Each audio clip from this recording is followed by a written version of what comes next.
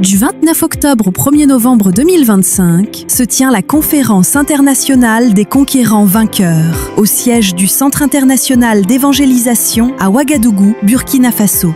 Le thème de l'édition 2025 est « Déterrez vos talents, reconstruisez votre monde et allez de conquête en conquête ». L'événement vise à former et équiper les croyants, particulièrement les jeunes, pour qu'ils prennent une place active dans la société dans une perspective chrétienne de leadership et de conquête spirituelle.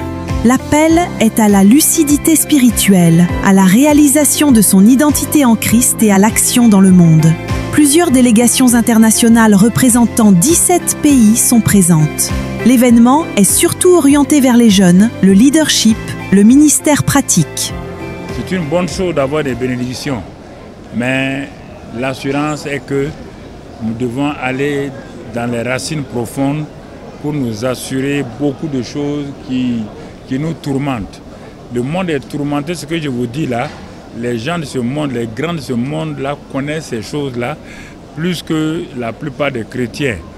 Mais j'ai voulu aujourd'hui prendre le courage à deux mains pour dénoncer ces choses, pour que les croyants, je dirais les croyants, commencent à voir la réalité de ce qui se passe dans le monde autour d'eux.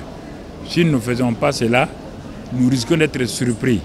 Vous voyez toutes ces choses-là, presque en 2 ou 3 ans, comment le monde est rentré dans des troubles avec des guerres de tous les côtés, des choses. Nous allons passer à la deuxième étape à partir de 2026 et tout. Alors si nous ne prévenons pas les gens, ils vont se jeter dans des troubles et puis c'est des difficultés. Voilà ce que je peux dire. C'est-à-dire que je garde, ce n'est pas un mystère bizarre, hein, non.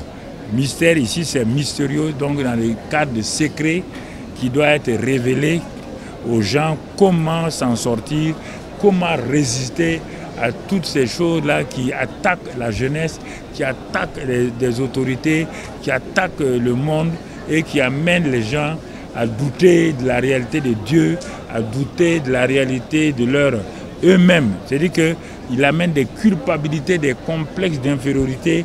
Les gens ne croient pas en eux-mêmes. Il faut tout le temps chercher une couverture quelque part. Or, ces couvertures-là ne peuvent pas nous aider. Nous sommes tous passés par là, on a tous vécu ces choses-là. Donc tout ce que les gens peuvent dire aujourd'hui, j'ai vécu toutes ces choses-là.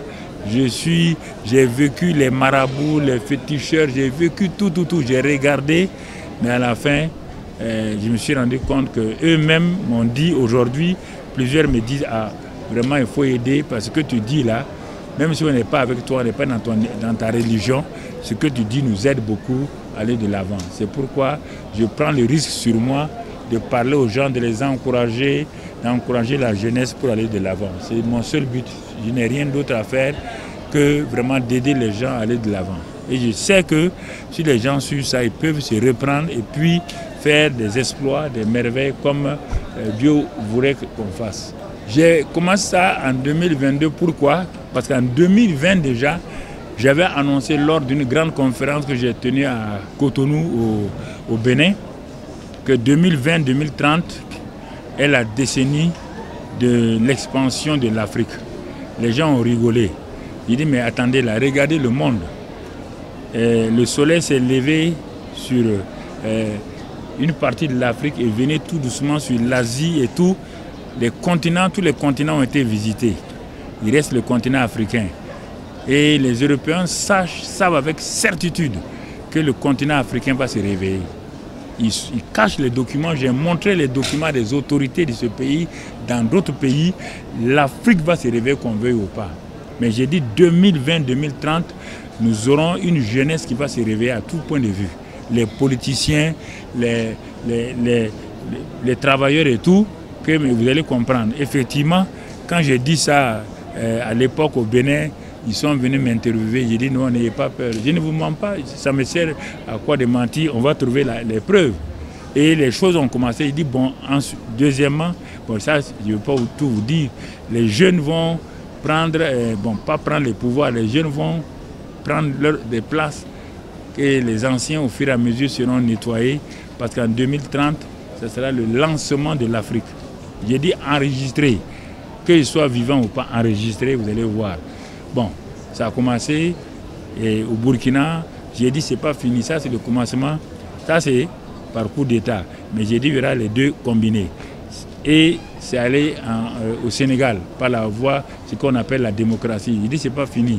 Vous allez voir régulièrement jusqu'en 2030 les changements qui vont se faire. Les troubles vont s'intensifier et tout ce que vous voyez là, je préfère ne pas aller plus loin. Vous allez voir si c'est vrai ou pas.